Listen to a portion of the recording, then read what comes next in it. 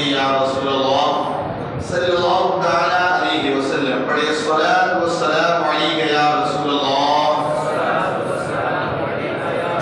الصلاۃ والسلام علیک یا حبیب اللہ، الصلاۃ والسلام علیک یا نور اللہ صلی اللہ تعالی علیہ وسلم. بسم اللہ الرحمن الرحیم. بسم اللہ دخلت وعلیہ توکلت ونویت سنت الاعتکاف. آپ حضرات سورہ حجرات جو قرآن پاک کی ترتیب کے اعتبار سے 49 نمبر کی صورت ہے، اس سورہ مبارکہ کی تفسیر آپ حضرات کے گوش گزار کرنا ہے. سب سے پہلی جو آیت کریمہ آئی، اللہ فرماتا ہے بسم اللہ الرحمن الرحیم یا ایھا الذین آمنوا لا تقدموا بین یدی اللہ ورسولہ واتقوا اللہ ان اللہ سمیع علیم. اے ایمان والو، اللہ اور اس کے رسول سے آگے نہ بڑھو اور اللہ سے ڈرو، بے شک اللہ سنتا جانتا ہے. اس آیت کریمہ میں ایمان والا کہہ کر کے خطاب کیا گیا. جیسے ایک باپ اپنے بچے کو محبت بھرے لہجے میں کہتا ہے میرے بیٹے، اسی طور پر اللہ تعالیٰ ہم ایمان والوں کو محبت بھرے انداز میں فرماتا ہے اے ایمان والوں. اب فرمائے لا تقدموا، آگے نہ بڑھو. اب کس چیز میں آگے نہ بڑھو، اس کا یہاں پہ ذکر نہیں. عربی کا ایک اصول ہے، جب چیز ایک مفعول بہت زیادہ ہو اس کو ذکر نہیں کیا جاتا ہے بلکہ کامن ہوتا ہے. جیسے آپ دیکھیں حدیث پاک میں آقا کریم صلی اللہ علیہ وسلم فرماتے ہیں انما انا قاسم اللہ یؤتی، میں بانٹنے والا ہوں اور اللہ مجھے دینے والا ہے. اب یہ ذکر نہیں کیا گیا کہ اللہ تعالیٰ کن چیزوں کو دینے والا ہے اور مصطفیٰ کریم کن چیزوں کو بانٹنے والے، اس کا ذکر نہیں ہوا. اب ظاہر سی بات ہے اللہ تبارک و تعالیٰ جو دے سکتا ہے مصطفیٰ کریم کو ان چیزوں کو بانٹتے ہیں. سمجھے نا، رب ہے موتی یہ ہے قاسم، دیتا وہ ہے دلاتے یہ. حضرت علامہ شریف الحق علیہ رحمۃ اللہ فرماتے ہیں کہ دنیا کے اندر چاہے جسمانی چیز ہو، چاہے روحانی چیز ہو، چاہے آخرت کی چیز ہو، اللہ تبارک و تعالیٰ جو بھی دیتا ہے وہ اپنے مصطفیٰ کے وسیلے سے دیتا ہے.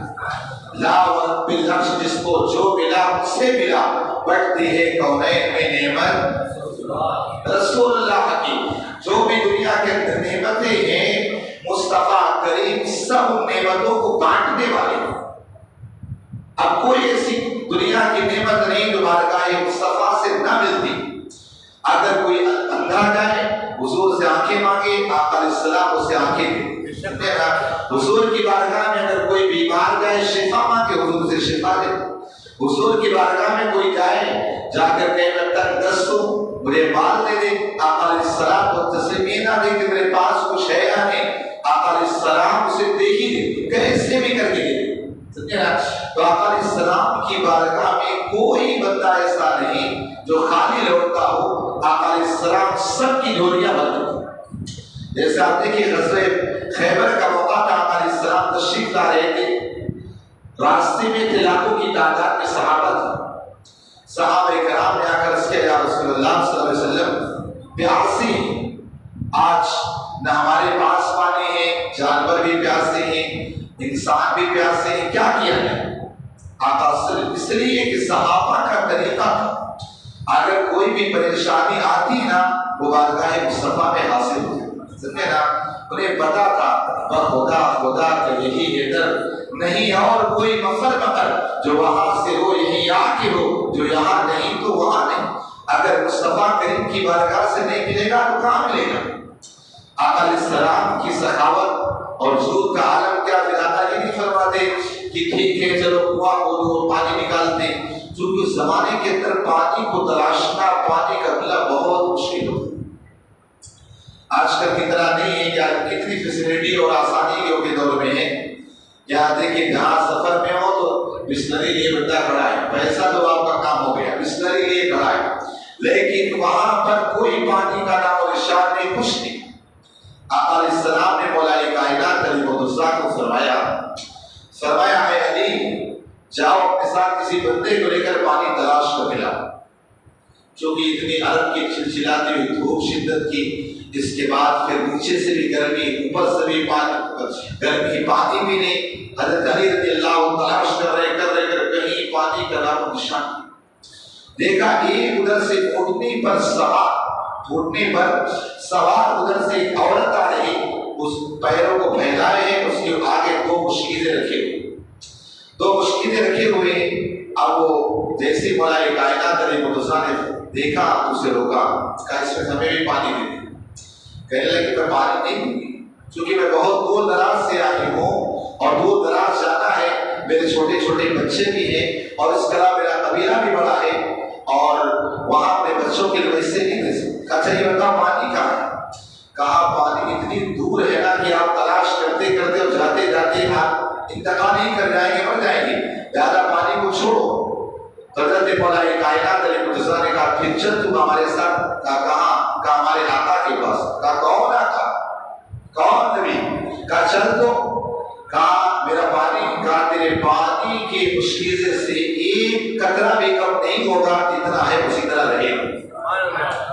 اب وہاں سے اس کو لے کر کے عزت کے ساتھ آئے، جو عرب کا دستور تھا، صحابہ کا معمول تھا، لے آئے. حضور کی بارگاہ میں آقا کریم صلی اللہ علیہ وسلم نے فرمایا اس کی مشکیزیں اتار لو، صلی اللہ علیہ وسلم. آقا علیہ السلام نے حضرت علی سے کہا جا کر کے کہہ دو کہ اگر اس کی مشکیزیں سے پانی لے اس کی اجازت سے، اور اس کی مشکیزیں سے پانی بالکل کم نہیں ہوگا، اگر اجازت ہے تو پانی لے لیں. تو سوچنے لگی کہ مشکیزیں سے پانی بھی لینا ہے اور کم بھی نہیں ہوگا، یہ کیسی بات؟ کہا چلو یہ لوگ چہرے سے بڑے شریف لگتے ہیں، بڑے نیک لگتے ہیں، دیکھتے. کہا میں پانی تو نہ دیتی. اور وہ عورت بھی بڑی ہمت والی تھی، عرب کا وہ اتنا بڑا قبیلہ تھا، کوئی اور نہیں، وہ خود آئی پانی لینے کے لیے اور اپنے ساتھ اٹھنے جا کے 2 خنجر رکھی، کوئی معاملہ ہو تو نپٹ سکے. اب یہ عورت جو تھی نا، اس نے کاٹھی کا اتارا، پانی کو اتارا گیا. جب پانی اتارا گیا آقا علیہ السلام نے کہا اس کے منہ کو کھولو، یعنی اس مشکیزے کو کھولا گیا. آقا علیہ السلام نے ایک چلو لیا اور منہ میں رکھا اور اسے گھمایا، ایسے منہ میں پورا گھمایا، اور گھمانے کے بعد دونوں مشکیزوں کے منہ میں آقا علیہ السلام اسے اگل دیا اور اس کے بعد کہا اس کے منہ کو باندھ دو. باندھا گیا. کہا اس کے منہ کو کھول دو، سارے لوگ اپنے برتن کو بھی بھر لیں، اونٹ بھی پی لیں، جانور بھی پی، سیراب ہو جائے، سارے لوگ سیراب ہو جائیں. اب اس کے بعد جیسے حکم پائے سارے لوگ نے اپنے اپنے برتنوں کو بھر لیا، جانور بھی پی لیے، وہ خود بھی پانی پی لی، اور اس کے بعد واپس حضرت علی کو فرمایا کہ اس کے منہ کو باندھو. جیسے باندھا تھا حضرت علی نے اس عورت کو کہا ایک قطرہ پانی کا، میں کہا نہیں، ایک پانی کا قطرہ کم نہیں. اب وہ عورت دیکھتی رہی اور اس کے بعد آقا علیہ السلام اسے بہت سارے تحفے بھی دی اور تحفے دے کر آقا علیہ السلام کو تسلیم وہاں سے روانہ فرمایا. اب وہ عورت جا رہی ہے، لیکن عورت کے ذہن و دماغ میں سارا منظر آ رہا کہ اب جشتا نہیں کوئی نظروں میں، سمجھے نا، اب نہیں جشتا میری نظروں میں کوئی، جیسے میرے سرکار ایسے کوئی نہیں. اب وہی خیال میں کیسے لوگ، کیسا چہرہ، کیسے اچھے لوگ، ساری چیزیں دماغ کے اندر آ رہے، سب کچھ آ رہے. اور جیسے اپنے قبیلے میں پہنچے ساتھ سارے گاؤں والے قبیلے والے دوڑ کر کے آئے. کہا پانی پانی. کہا راستے کا معاملہ چھوڑو، پانی سائڈ میں رکھو. کہا میں پہلے جو کچھ بتاتی اسے پہلے سنو. کہا اب وہ عورت نے جہاں سے حضرت علی ملے تھے وہاں سے لے کر کے اور جہاں علیہ السلام و تسلیم تحفے تحائف دیے، سارے معاملات کو ایک ایک کر کے ساری چیزوں کو بیان کر دے. وہاں بوڑھے بھی تھے، بچے بھی تھے، عورتیں بھی سب تھی. سب کہنے لگے چلو آپ تو دیکھ آئیے، چلو ہمیں بھی دکھا کر کے لاؤ. سارا گاؤں جاتا ہے اور حضور کے قدموں میں دامن اسلام سے وابستہ ہو جاتا ہے. ترسیم رہا تھا کہ حضور صلی اللہ تعالی وسلم ہر نعمت، اگر باسی کی نعمت کوئی بھی بات، دنیا کی نعمت، آخرت کی نعمت کوئی بھی ہے، تبھی تو صحابہ کرام کبھی آگے جنت مانگتے، یا رسول اللہ جنت دے، حضرت ربیعہ نے مانگی نا، کہا جنت نے کہا دیا، پڑوس نے کہا پڑوس دیا۔ تو حضور کی بارگاہ سے جو بھی مانگنے پہنچا اسے کبھی محروم نہ کیا۔ تو یہاں پر بھی دیکھیں حدیث پاک میں انما انا قاسم اللہ یؤتی، کہ اللہ دینے والا اور میں بانٹنے والا ہوں۔ اللہ کیا دیتا ہے پتہ نہیں، مصطفیٰ کیا بانٹتے خدا جانے۔ تو جو دے سکتا ہے مصطفیٰ کریم کو وہ بانٹ سکتے ہیں۔ تو یہ ہمارا عقیدہ ہونا چاہیے، دنیا میں ہمیں جو کچھ ملتا ہے وہ مصطفیٰ کریم کے وسیلے سے ملتا ہے، آقا علیہ السلام کی سنت سے ملتا ہے۔ یہاں بھی آیت کریمہ میں کہا ایمان والو آگے نہ بڑھو۔ کس چیز میں آگے نہ بڑھو؟ پہلے اس کا شان نزول سن لیں۔ اصل اس کا شان نزول یہ ہے کہ حضرت برہ بن عازب ایک صحابی رسول ہیں، ان کے بابو آئے، بقرعید کا دن تھا، آقا علیہ السلام والتسلیم کے پیچھے بقرعید کی نماز پڑھی اور نماز پڑھنے کے بعد گئے سیدھا جا کر کے آپ نے قربانی کر دی۔ آج بھی کر سکتے ہیں نا، آج بھی کر سکتے ہیں نا۔ اگر کوئی شخص شہر میں کہیں بھی نماز پڑھ لیا یا نماز ہو گئی تو آج قربانی کی جا سکتی، اس میں کوئی مذائقہ نہیں۔ اب برہ بن عازب کے جو ماموں تھے نا، وہ گئے نماز پڑھے حضور کے بیٹے، سیدھا جا کر قربانی کر دی۔ ابھی قربانی کی یہ تھی کہ اللہ نے آیت کریمہ نازل کی، کہا محبوب کہہ دو ایمان والوں کو کہ آپ سے آگے نہ بڑھے، یعنی ابھی آپ نے قربانی نہیں کی ہے، لہذا اگر کوئی قربانی کرے گا اس کی قربانی قبول نہیں ہوگی۔ پہلے حضور قربانی کر لے پھر قربانی قبول ہوگی۔ اب حضرت برہ بن عازب کے ماموں کو آقا علیہ السلام نے بلایا، کہا کہ اللہ کا یہ فرمان آ گیا، تم نے مجھ سے پہلے قربانی کر دو۔ وہ صحابی تھی، یہ نے کہا وہ قربانی تو کیا ہوں، اللہ کی عبادت نہیں کیا ہوں، کیا مقصد تھا آپ نے؟ کہا تم نے مجھ سے پہلے قربانی کی، اللہ کو پسند نہیں آیا، تمہاری قربانی رد ہو گئی، قربانی پھر سے کرو۔ اب آپ دیکھیں آگے کی والی بات جو ہے انٹرسٹنگ۔ اب جب برہ بن عازب کے باپ نے کہا حضور میرے پاس تو کچھ ہے نہیں، قربانی کس سے کروں؟ نہ دولت ہے نہ پیسہ ہے، کچھ بھی نہیں ہے، جانور بھی نہیں، قربانی کس چیز کی کروں؟ ظاہر سی بات ہے قربانی کا جانور ایک سال کا تو ہونا چاہیے۔ کہا میرے پاس کچھ بھی نہیں، کہا حضور کہا سوچ لے، غور کر لے، کہا کچھ نہیں کہہ رہے، لیکن حضور کی نگاہ دیکھ لے کیا فرماتے، غور کر لے تیرے گھر میں کچھ ہے؟ کہا حضور ایک 6 ماہ کا بچہ ہے، ایک 6 ماہ کا بچہ ہے۔ آقا علیہ السلام والتسلیم نے فرمایا جا سب سال بھر کی کرتے تو 6 ماہ کے بچے کی قربانی کر دے، اللہ تیری قربانی قبول کرے۔ اب آپ دیکھیں یہ صرف حضور صلی اللہ علیہ وسلم ایک عمل میں آگے بڑھے، اللہ تعالیٰ کی قربانی کو رد فرما دیا۔ قربانی اور یہی سی بھی بات پتا چلی کہ اللہ تبارک و تعالیٰ نے اپنے محبوب کو شریعت کا اختیار دیا، اتھارٹی دی ہے۔ آقا علیہ السلام چاہے کس چیز کو چاہے حلال فرما دے اور جس چیز کو چاہے حرام فرما دے، یہ آقا علیہ السلام کی مرضی کی بات ہے۔ اب آپ کہو گے یہ کیسے؟ دنیا کے سارے انسانوں کے لیے سونا حرام ہے، لیکن آقا علیہ السلام نے حضرت سراقہ کے لیے سونا کو حلال کرا۔ سمجھے نا؟ دنیا کا انسان 5 ٹائم کی نماز پڑھتا ہے، ایک صحابی ہے کہا حضور 2 ہی ٹائم کی پڑھ سکتا ہوں۔ آقا علیہ السلام نے کہا ٹھیک ہے جا پڑھ 2 ٹائم کی، اللہ تجھے 5 ٹائم کی ثواب دے گا۔ سمجھے نا؟ یہ آقا علیہ السلام کا اختیار ہے، جس کے لیے جو چاہے کر دے۔ جیسے آپ دیکھیں حضور کی بارگاہ وہ صحابی اندر روتے ہوئے، جن کا ایک روزہ ٹوٹ گیا تھا، حالت روزہ میں بیوی سے ملاقات کر بیٹھے تھے، آئے آ کر کے زار و قدار ہونے لگے۔ حضور نے فرمایا کیا ہوا؟ کہا حضور ہلاک ہو گیا، تباہ ہو گیا، برباد ہو گیا۔ کہا ہوا کیا؟ کہا در حقیقت حضور میں روزے سے تھا اور اپنی بیوی سے ملاقات کر بیٹھا۔ آقا علیہ السلام نے فرمایا ٹھیک ہے جاؤ اس کے بدلے میں 60 روزے رکھ لینا، اللہ تمہارے روزے کی قضا معاف فرما دے گا، 60 روزے رکھ لینا۔ کہا حضور ایک روزہ رکھا نہیں جاتا، 60 روزے کہاں رکھے؟ ایک یا نہیں رکھا جاتا، 60 کہاں سے رکھوں گا؟